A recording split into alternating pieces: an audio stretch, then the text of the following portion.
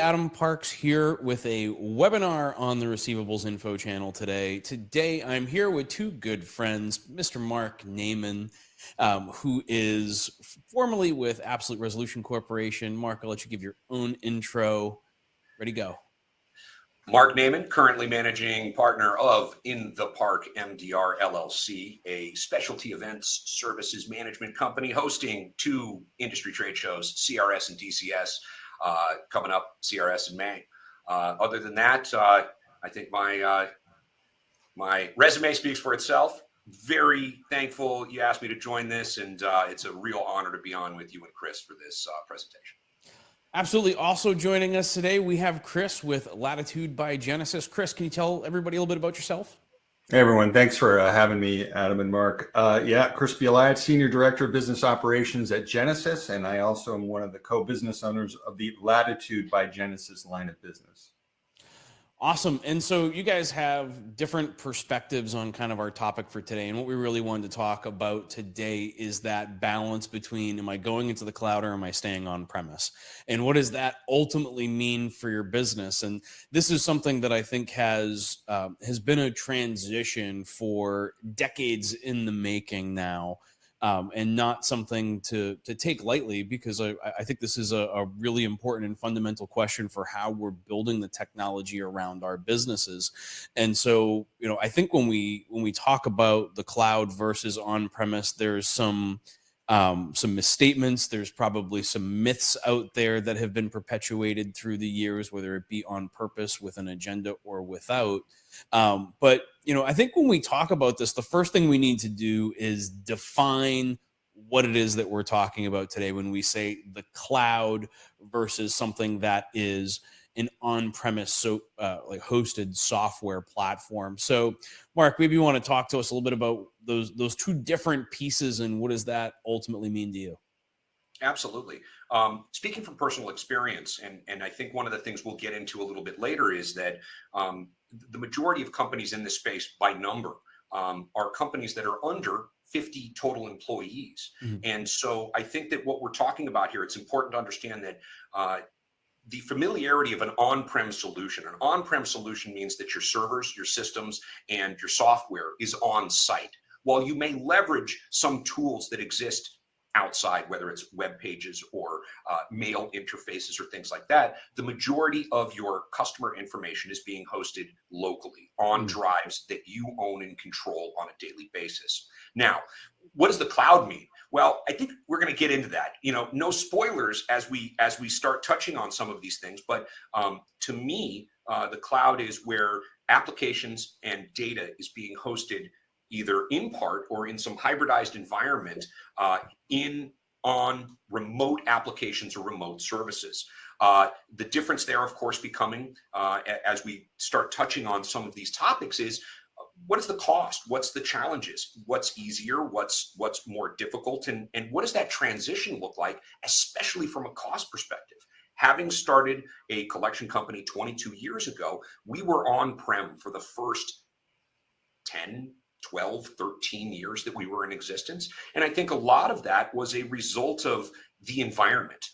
Cloud software and cloud environments are newer, but they've been around now for about a decade. And so, I would bat that back to you guys from a quick definition of, on-prem versus cloud. But I think that the people on this call and the people that are watching this webinar, we understand the fact that a lot of the systems that exist in the space today are still on-prem. Not all of them, but there's a good number that are out there that exist that type of technology. 110%. I think when we talk about on-premise, I always look at it as that's the physical computers and drives that we control, right? So I know early on, as people started looking at alternatives to hosting internally or building their own data center in their own office, that became the question. And I always like to ask the question when people say, oh, no, I have to have everything on premise. I say, well, who's got better engineers? Who's got better networking technology? Who's better prepared to manage these physical servers at this point in time? Your, two-man IT team or a team of certified engineers that build on the cloud. Now, one other thing that I want to start to break away from kind of what I will say a misnomer is early on when we talked about the cloud, and I've guilty of saying it myself, but everybody just kind of looked at it and said, oh, the cloud is just somebody else's computer. But I don't think that that's necessarily the case anymore. I think it probably was very early on, but as someone who's been involved in a number of different software development projects through the years, the cloud also has these kind of baked in features, functions, tool sets that are capable of enhancing an overall product. And I'll give you an example. If we're building a platform to securely host XYZ information, whatever it may be, and I want to institute, let's say, two-factor authentication, rather than me building a two-factor tool set or having to go out and research and find a two-factor tool set for me to plug in, or a login management tool set, I can now just leverage some of those pre-existing things in the cloud, in which is native to my application. So if I'm building in Azure or Google or Amazon or whatever, I can build this platform, or I can build this technology in anything, but it's not just about where is it hosted. It's about the underlying tool sets that I'm able to leverage in developing that software, which gets me to market considerably faster than building each individual piece myself. So, Cris, any thoughts on kind of that as you've looked at the evolution of Latitude from being on premise to kind of liquid Latitude in the online versions?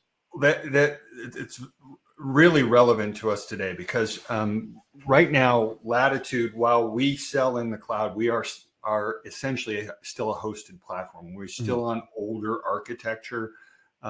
Genesys Cloud, the contact center platform that Genesys has doubled down on, takes advantage of those microservices at Amazon Web Services. So it was purpose built on AWS and uses all those services. So instead of they might have, I don't know exactly how many engineers they have, but say have 200 engineers, they don't need 300 engineers to rewrite all those little services and stuff. And so they can take that extra 100 and have them working on features which people want.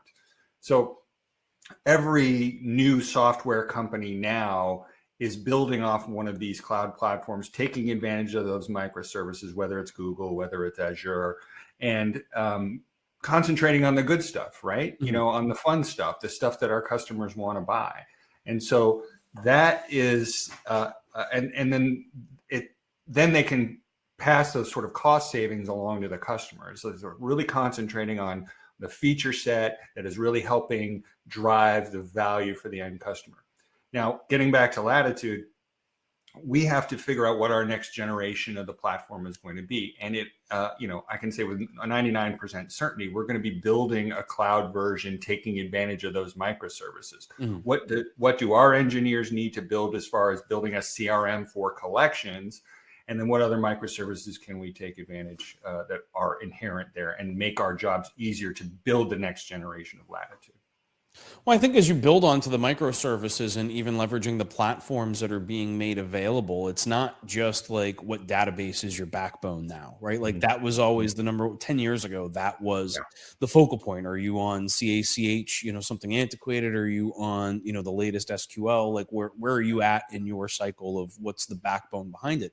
But now I think as we look at the cloud-based technology and we look at these hosting platforms, it's about what engines can we put behind these things, right? So if we want to start to leverage artificial intelligence in different ways, if we want to start to leverage machine learning in different ways, there's a lot of those backbone tool sets that are baked into these cloud-based platforms, and they may not even differ between clouds, right? So like I think as you see standardization of some of these engines behind it, and Mark, I know we could take it down the video game discussion path, right?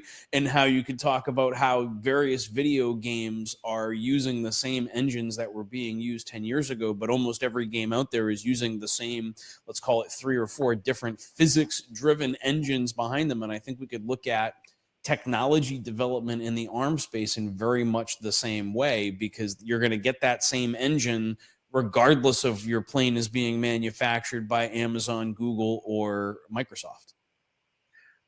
Let me take a brief moment I'm going to try to de-obfuscate what I call geek to non-geek communications, because I think there's some real world examples that I can point to in my experience in this space as an operator, where I've seen vast amounts of growth. And that growth is also very consistent with, call it, models and things that we've seen in the space from a compliance perspective. When did we start getting apt about these types of things? And so my best example of this is Microsoft. And by no means are they a perfect company, but if you look at the evolution of Microsoft, when we started our company, and I mean, I'm talking 2000, we were merging our own letters. We had to purchase Office licenses, and it was one for Word and one for Excel, or maybe you got the business plan and it had 3 licenses. And so you had to install each of those, and each of those had a CAL, a certified access license that you had to associate with that piece of software on that machine.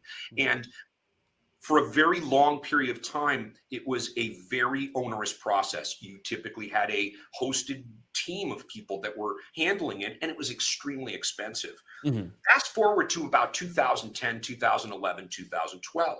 All of a sudden, you start seeing the development of that 365 product. And the 365 product basically allows for a cloud access to an entire hosted suite of services. And by today's standards, this is the new norm. Adobe has it. Most of the media companies have it. And so you can purchase larger licenses because at the end of the day, A, the software runs a lot better. B, you're not dealing with any of those on-site technical troubleshooting things. And just as you guys have been talking about, all of these features that have been built in that to me have always been compliance-based, security-based, 2-factor authentication. What does the encryption look like? How often is that updated? By pushing these platforms into a non-prem solution, you save a tremendous amount of time, effort, and money internally. But again, at what point is that a decision that every company needs to make? Is it still possible to host that on-prem system, Cris? I suggest it is, but becomes increasingly difficult as time goes on. I think people have to look at the software business as it is a business. I am a software provider. I want to sell software to companies that will use it and get value from it. But if I'm a new software company and I go and I'm looking for funding, am I building premise-based software? I won't get funding for it. I know venture capitalist is going to invest in that company. So because they know where the future is. So that's kind of that business rationale right off the top, takes all that new innovation and leaves somebody who's 100% premise-based focused, you're out of the party, right? Sure. So people need to think about that from that perspective.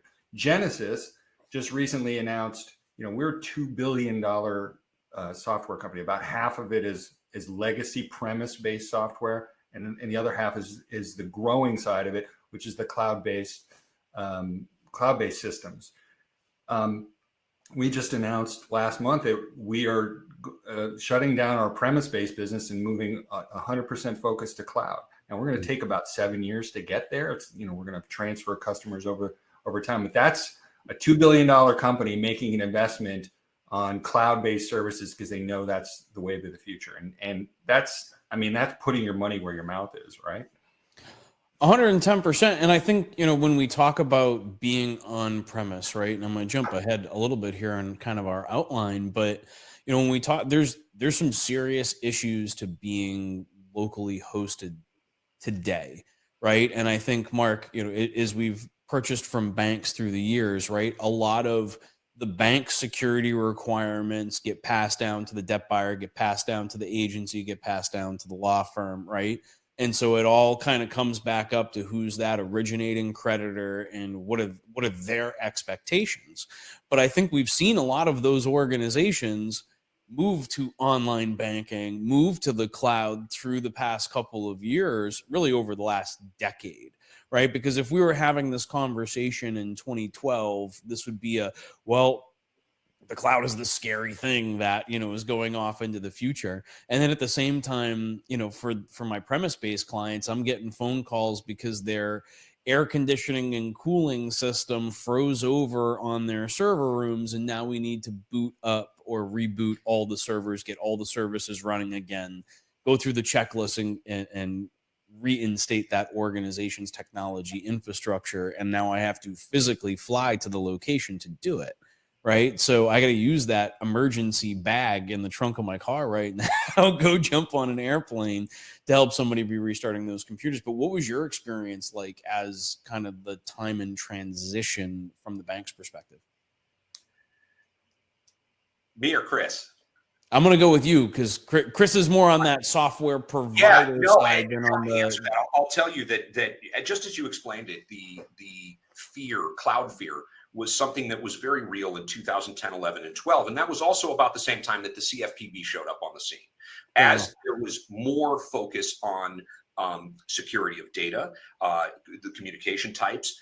It became very evident at about 2012, 2013. And again, this is through whether it's a combination of on-site audits or requests for information, or just the questions that new clients were asking. Everyone became a little more interested in the cloud as soon as AWS, the Amazon Web Services, started hosting a lot of major bank data.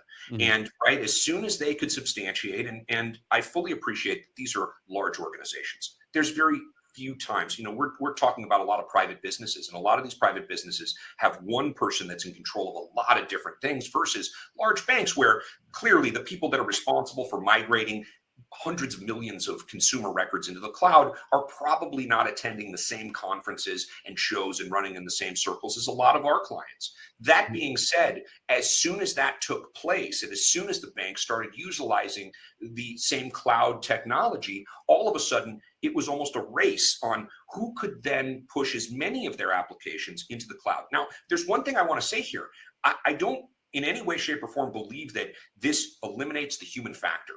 You Mhm. still need people inside that understand this process, and most importantly, understand how all of these systems talk to each other. This isn't an effort to eliminate IT departments. This is really a technological discussion that talks about where could that time be better spent when you have the built-in controls that are what I consider par for the course now. 10 years ago, these were all special add-ons and everyone needed two-factor authentication. By today's standards, pretty much any application you sign into, from CRM to something else, has that built into the back end. And I think that demonstrates just how much this type of cloud processing and cloud applications have become commonplace. And so with that being said, it became, for me in my personal life, a very delicate balance. It would be nice to say you could push everything into the cloud tomorrow, but the inevitable reality of that is that it's a very measured approach. You need capable people that understand what you're trying to accomplish, and you need to be able to dedicate time. It's not an overnight thing, and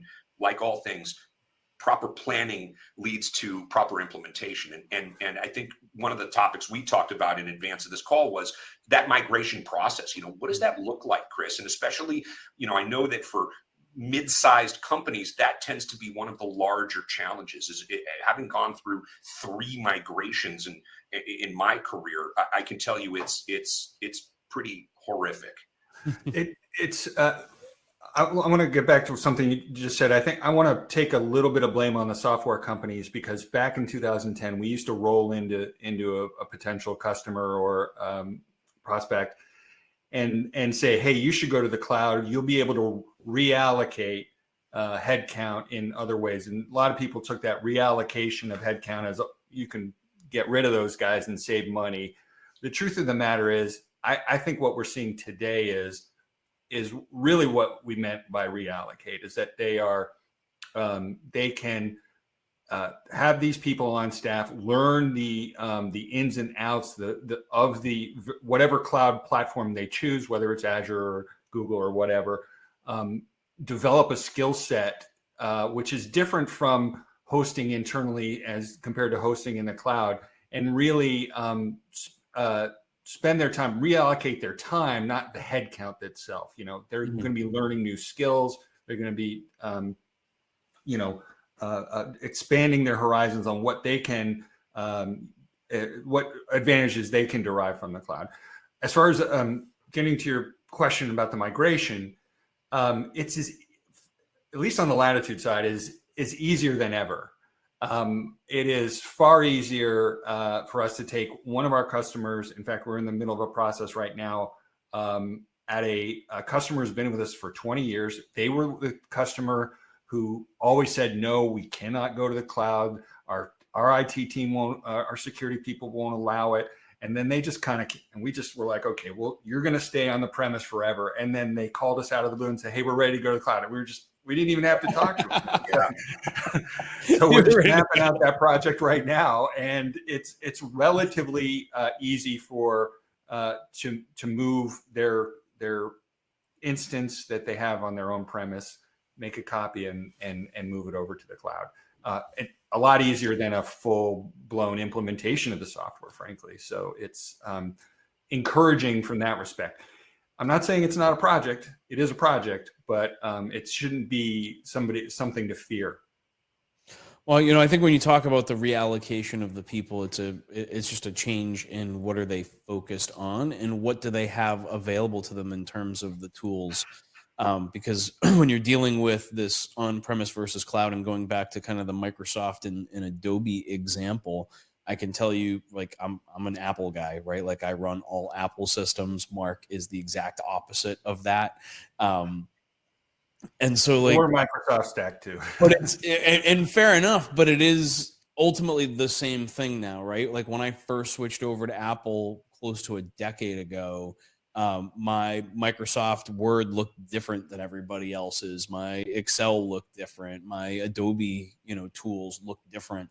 And now they don't. Now it doesn't matter what device I open anything on, it all looks the same regardless, right? My tablet, my computers, my Windows versus Mac, whatever.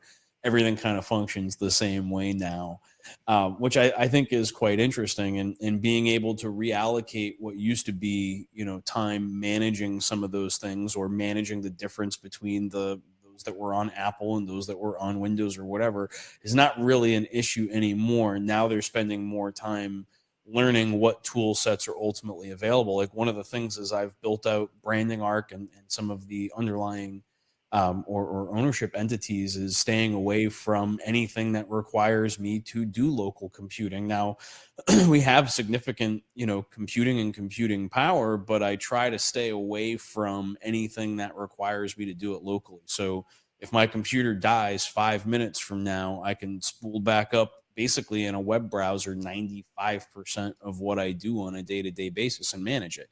Now, there's some applications I'm still going to manage locally, although we use Google, for Word, Excel, and whatever. So we do use a lot of Google G Suite tools and those kinds of things. But I can basically run 90% and 95% of my business without downloading a local application. Now, the limitations for us, especially from a creative side, come in when we start using Adobe products, right? Like, that requires a certain amount of computing. I really can't be doing that in the cloud, like through a browser based.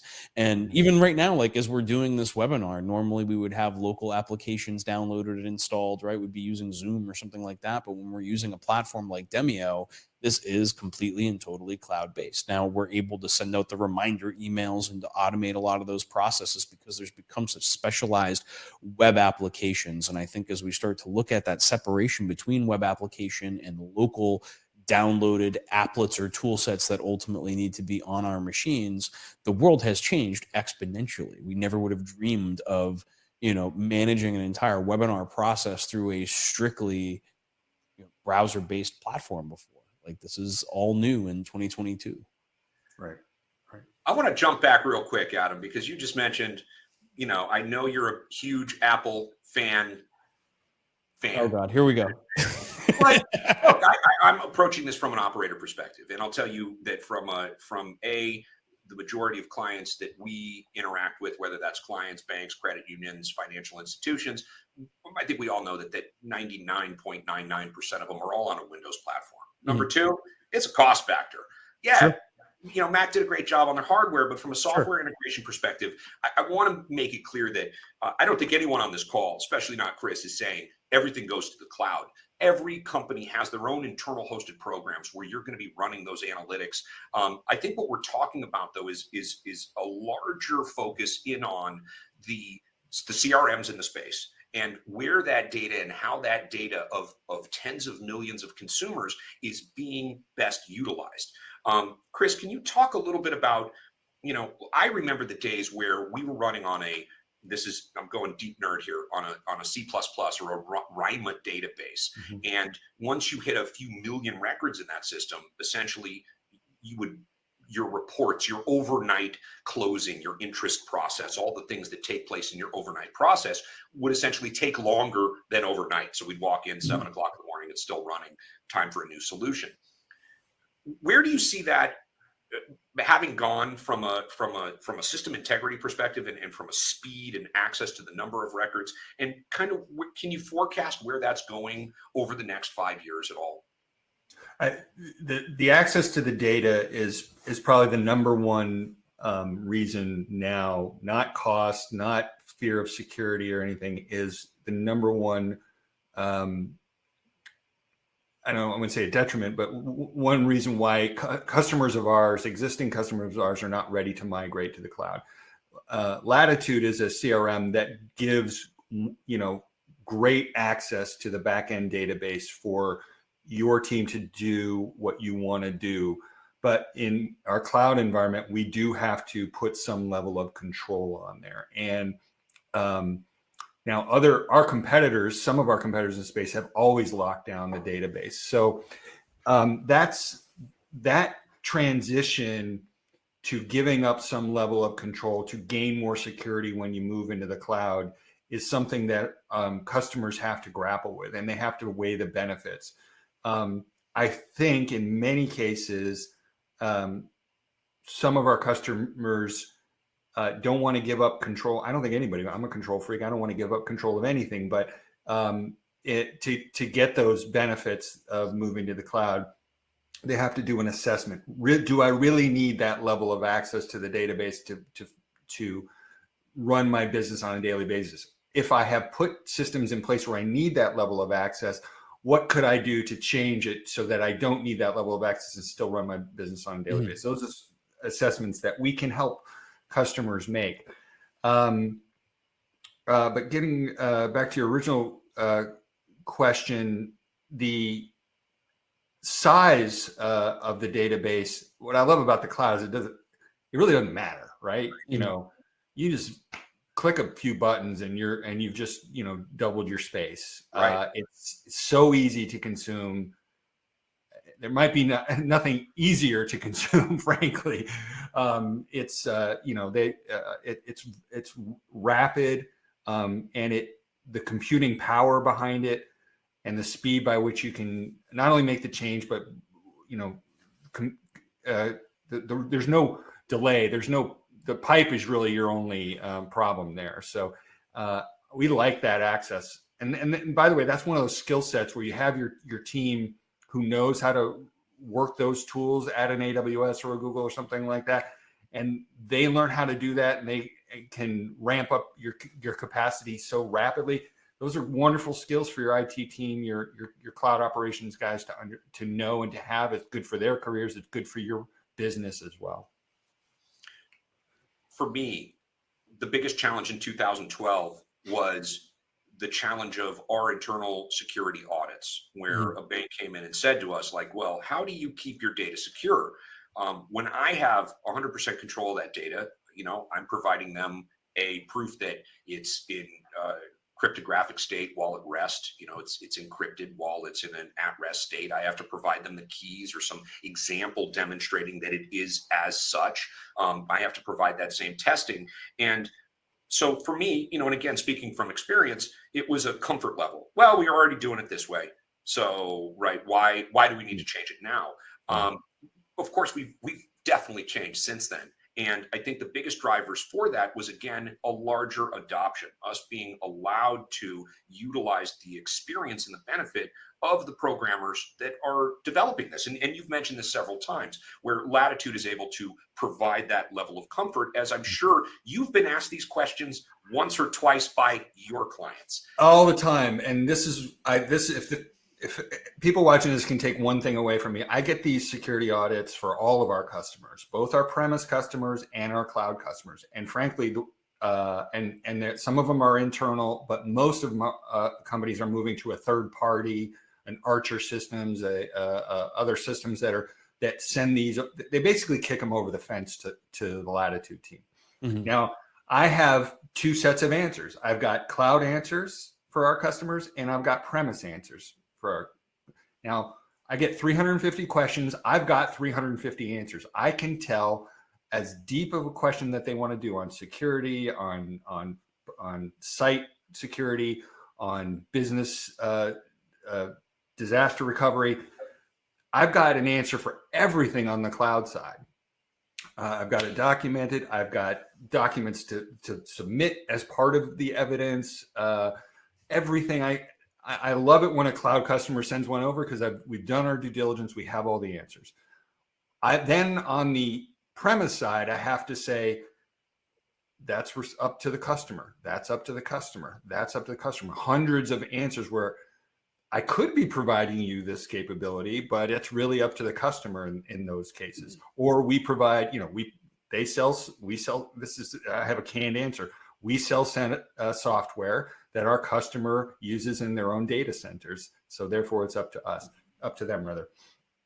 And as I'm answering this question, literally hundreds of times, copy, paste, copy, paste, copy, paste, I start feeling anxiety for my premise customer. Like, do they have a good answer for this?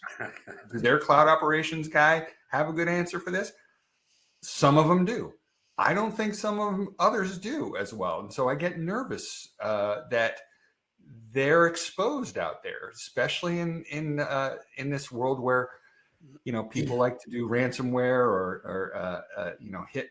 I get really nervous that somebody's on-premise is ripe for attack, and there's only so much as a software provider I can do. We do everything that we can to prevent that from our software being. But if their network is attacked and invaded, it makes me nervous. It makes me very nervous. There's not much that you can do for them, and I think what we've seen has been a transition in the way that security audits have been conducted. And so, early in 2012, right, like people were getting their PCI DSS, they weren't as focused on a SOC 2 Type 2. Right. Now I think it's kind of become table stakes, right, that you're going through a SOC 2 Type 2, and that is, I don't know, for those of you that haven't been through that process, that tends to expose your weaknesses to an infinite level. Yeah. Because if you're not prepared, with the right firewalls, the right blocking mechanisms, right? Like if you don't have your blocking and tackling together from a network security standpoint, it's going to become overtly obvious. But when it comes to the cloud, it's a lot easier to answer those things, because even going through those, from CompliArm's perspective back in the day, answering them on behalf of clients, we were still answering with a lot of Azure's language because we were hosted in Microsoft Azure. We were using a lot of those microservices. And so we had the prepared answers from those Azure SOC 2 Type 2 audits that they've been through. And then let's not even talk about when we got to go to the whole new level, right? Like FedRAMP certifications. Yeah. And we've got to hit this whole new, now we're working for the government, or we're providing services to someone who's providing services to the government. Now we got to hit this FedRAMP standard, which is significantly more advanced than anything that we're doing in SOC 2 Type 2, right? Everybody's getting their individual security clearances and all of that just to be able to access the data on that platform. But how are you supposed to manage that internally? I have no idea. I don't know how a small agency or even a medium-sized agency could get into that work without significant investment and then make that pay out. I look at it sort of like teams. So, if you think about it, if you're an agency, you've got your internal team responsible for security. And if you're a Latitude customer, you're hosted in the cloud, well, then you've got the Latitude team that is that next wall out. And then you've got Amazon Web Services on their security team on the next wall out. I've got a CISO on each one of those steps, 3 teams sort of looking after you and your customers' data, as opposed to just one team sitting in the back room, hopefully doing everything that's necessary. Once again, I get nervous, right? Well, I think, and rightfully so, because there's hardware failures, right? And I think when we're dealing with a lot of these things that are happening in the cloud, the redundancy is built into the cloud. So a specific hard drive failure, for example, is not the same level of threat in the cloud that it is locally. Yeah. Yeah, I exactly. saw that smirk, Mark. I have a box of had a box of like 30 hard drives that I had to go get securely shredded from back in the day when not only did we upgrade the drives from the 7,200 RPMs to the 15,000 RPMs because they were just a little bit faster, but we had them on a nice RAID 5, right, for our redundancy. And so, the drives are like $300 a piece and we had them, all redundant. But looking back on that, it seems very archaic, it seems, right? But it was a cost-effective solution for the technology that was available in 2007. And But it's the same thing today, right? Like the technology in terms of those, those RAID duplications and things has not changed. It's just you're not the one managing it anymore, right? Like the technology behind having these redundancies in the hard drives hasn't disappeared. We still have to be redundant on a hard drive. That's right. But you're able to accomplish it, I think, through easier means, whether Absolutely. it's through virtual terminals or through other means. You don't always need to have that drive spun up. This data can exist at rest in a much more secure and stable environment. We've talked about this a couple of times. Hardware maintenance is a real thing, and I think it continues to be a real thing, especially the larger agency you are, because you have obsolescence of software, you have obsolescence of hardware, and as you have this constant evolution of the operating systems themselves, unless you're running a proprietary CRM internally, I think that there will be some point in the future where you're forced into it. I don't think the availability of the physical drive model exists too much farther into the future. I don't disagree. I mean, years ago, we saw everybody starting to move to these thin clients, right? They started moving to server-based internal systems that did not leverage individual PCs, right?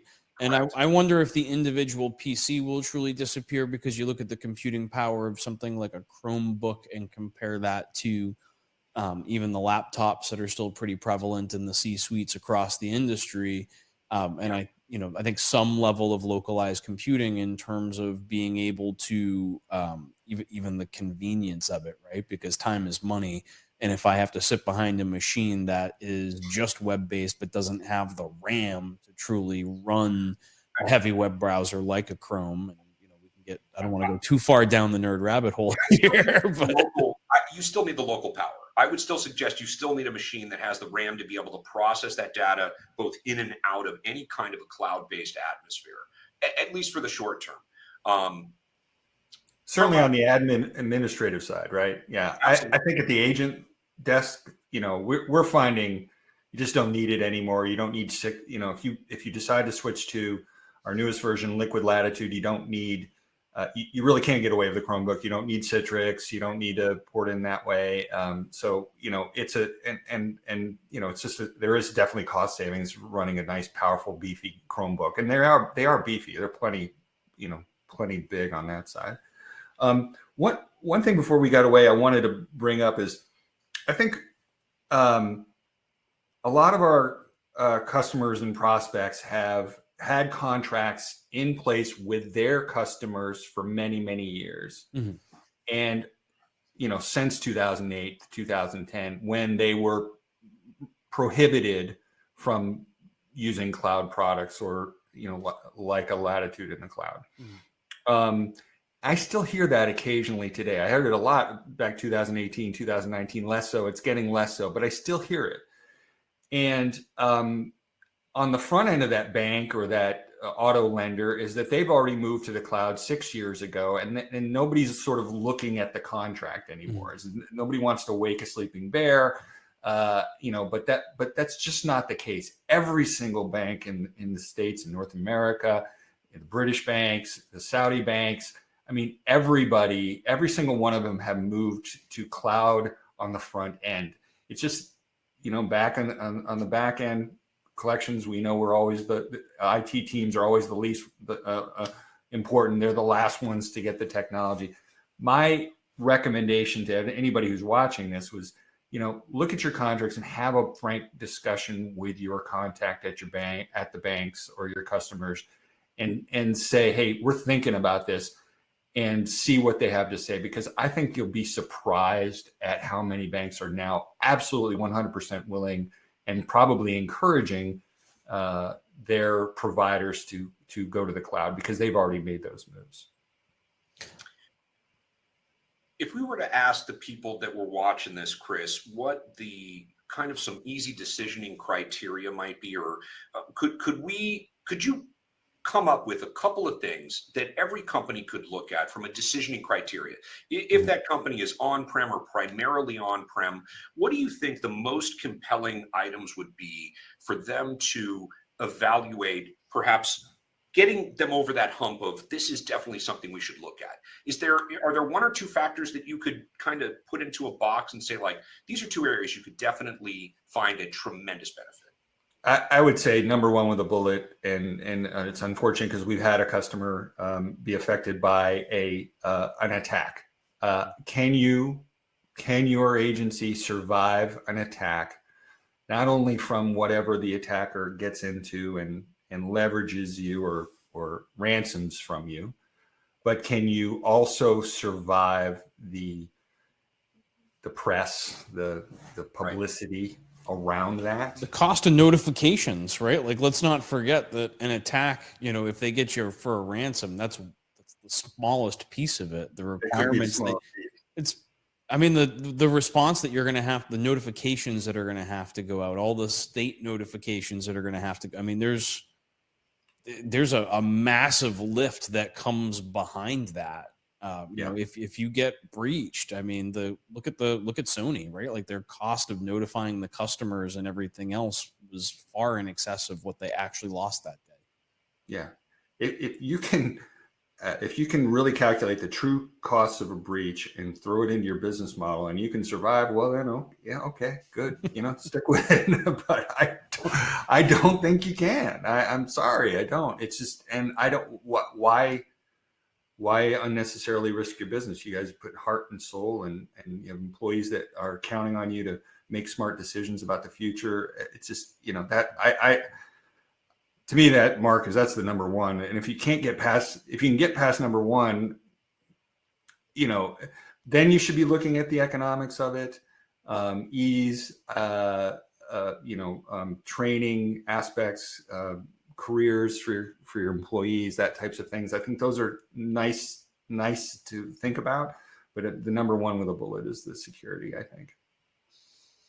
The security is incredibly important, right? Being able to protect the data that we're entrusted with is just such a major part of it, which is, could lead us down a dark rabbit hole here as we talk, and we kind of come into our last 15 minutes. But, what does that future look like now, from a decisioning criteria standpoint? And just to go back to Mark's original question, it's like, who's involved in making this decision process, right? Is the whole C-suite sitting around waiting for one guy to come in and say, here's what we're going to not going to do?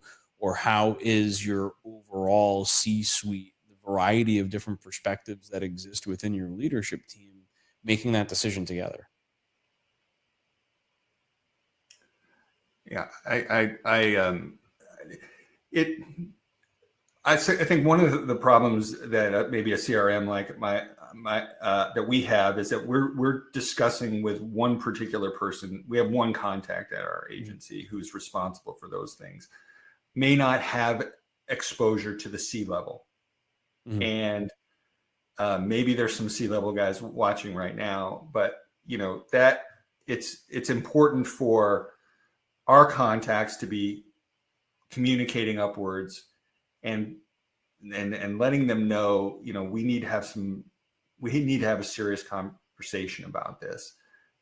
And sometimes that's a hard conversation to have because it does require reevaluation. It might require reevaluation of personnel. Certainly it requires a reevaluation of costs and operating models versus, CapEx versus OpEx, those types of questions. But it's, when everything's going good and everything's running smooth, you don't tend to not want to have those conversations, but it's absolutely something they need to do.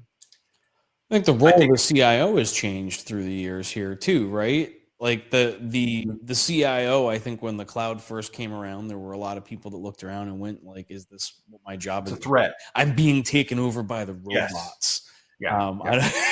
I don't have a job anymore. I think another big challenge is, Adam, is that with the variety of companies in our space, Mhm. unfortunately, there is not one person I could point to. If you lined up 5 debt buying companies, 5 agencies, and 5 vendors in the space, Mhm. I could tell you that every one of those companies, there's a good chance that someone that is not the CIO is differently responsible for these aspects. I don't think the channels are quite as clear. And I would also suggest that the majority of C-level, in my experience, is not the most technologically savvy group at any company. Right, Fair you're enough. only as strong as your weakest link, and especially when we're talking about things like security, and if people are doing white hat testing and things like that, I think most securities studies would show that oftentimes those C-level people are not the ones that are as in tune with that really granular operational efficiencies or the benefits that can be gained. So, it's challenging because in our industry, in our space, receivables management, especially at some of these smaller companies, they don't have a dedicated CIO, a CTO, and a network security engineer. They've got one person that effectuates all of those things. And more often than not, it's a small group of people making that decision. So, I challenge the concept that I think that the majority of time, I think the CIOs and the CTOs and the people in technological roles understand it quite well.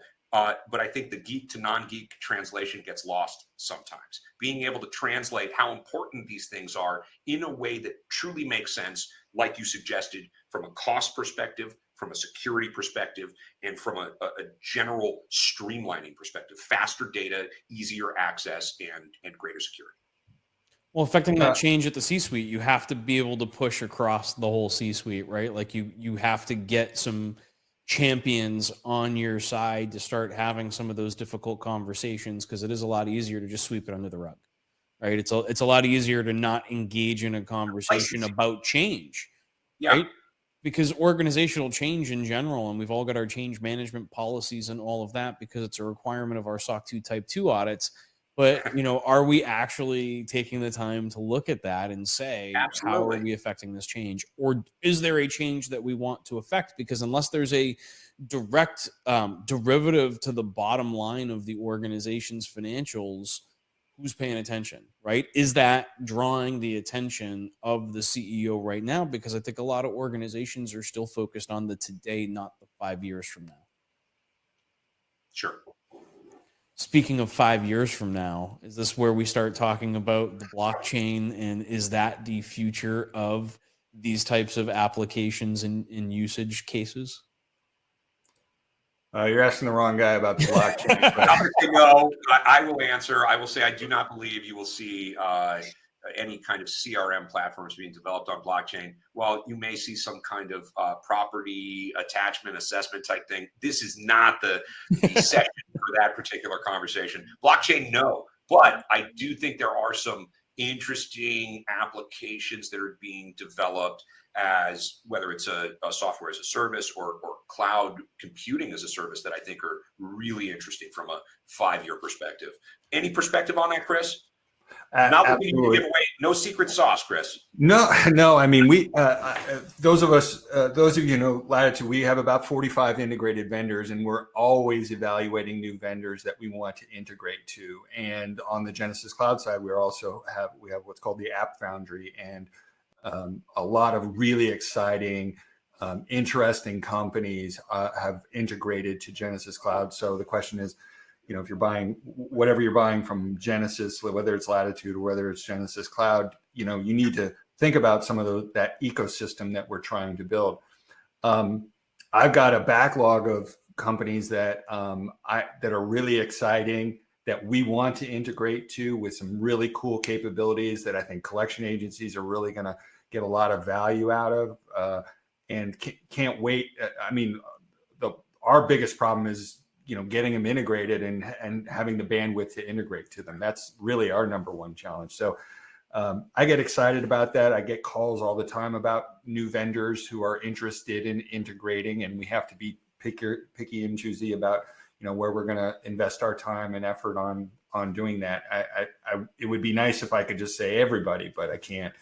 We want to maintain a level of quality and control, and we want to cull the best for our customers. Exactly. In that regard. I think you bring up a good point there too, Chris, right? So as we talk about the cloud and the deployment of these tool sets from your app foundry, what does that deployment process look like? So if you've already built the rails to connect, for example, Genesys and Success KPI, which I know is one of the app foundry partners, but like once you've got those rails, how difficult is it to turn on a new deployment and enable a Latitude customer or a Genesys customer to leverage the benefits of a Success KPI playbook or something along those lines? Yeah, it's not a technological question. You can flip it on, right? Almost with Success KPI. It's really, somebody's got to learn how to use it. It's really an education and bandwidth kind of question, not a technical bandwidth kind of thing. The App Foundry, you want to sample in a lot of those App Foundry partners, they'll give you a 30-day free trial. Try it out. Okay, click it on. We'll turn it on. You guys can launch it. You take some training, figure out how best to use it. Might be some education at Success KPI or one of the other App Foundry partners. Balto is another one that's recently signed up that has good penetration in collections. Give it a whirl and see how you like it. I think it's exciting for somebody who's really, somebody at our agencies or debt buyers or who is, thinking about next generation of how we collect money. Is it more digital? How do I expand my digital use? What can I use to motivate my collectors better, with a Zizzo or, one of those types of companies? Those are all super exciting. So it's like this menu, a little smorgasbord of these cool applications that you can bring into your collection agency, try it for a little bit, and then work it into your business process. That to me is, that's what really excites me over the next 5 years. It's not going to be, a Latitude, this is my company, but Latitude's, it's table stakes. You need a good CRM, but what's really going to set us apart from our customers is the ecosystem that we can bring to them. It makes perfect sense. That's a fair assessment. From experience, more often than not, our customizations were things that were developed for us reactively versus proactively. We really didn't have an app store we could go to and say, hey, we want to verify some employment. I got 3 companies here. I could just click a button, and as long as I understand how that data moves back and forth, we could test it out. I think that's a tremendous benefit because I think for a very long time, a lot of the softwares, not naming any specifically, but they typically act as everyone gets an update every so often. And if everyone wants something to be changed, we'll think about doing it sometime in the future. Bringing up the concept of this almost software as a service or having those integrations pre-built in is a tremendous benefit and something that I think is a definite unique factor. Well, I think having that be cloud-based is something that enables you to affect those changes and to do it rapidly. Because if you were deploying that same, we'll go back to a Balto or Success KPI, and I was in an on-premise situation, I'm now going to require a lift from my IT team to open and close doors and ports and push that data to build those conduits, right? So now I'm going to have to make this investment into it. It's not like I'm in a cloud environment where I can just flick that switch and have it start functioning. Now, again, training and learning and being able to leverage tools to our benefit is a whole different problem, but that's a different problem altogether because what you've done is remove the barrier to entry or the barrier to leveraging some of this technology from a technical perspective. And now it's just a function of, can my operators operationalize the new tool set or the new data set that's now being made available to us?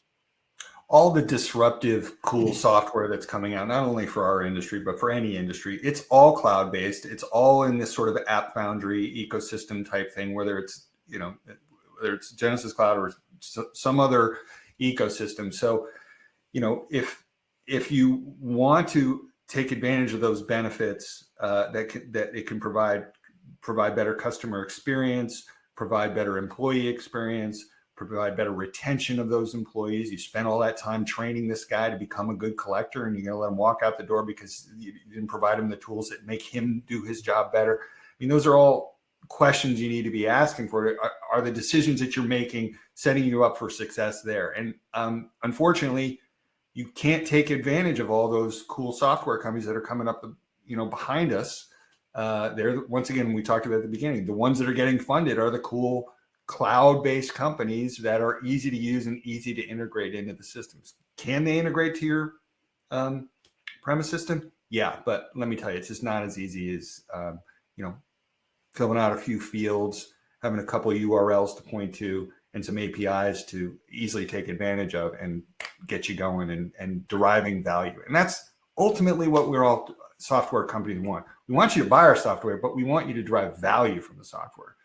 We don't want you to just write one check at the beginning of and then never use us. That's depressing. We hate that in the software. We want you to use it year after year, and keep deriving value out of it. Not a one-time sale. It's not what we're about.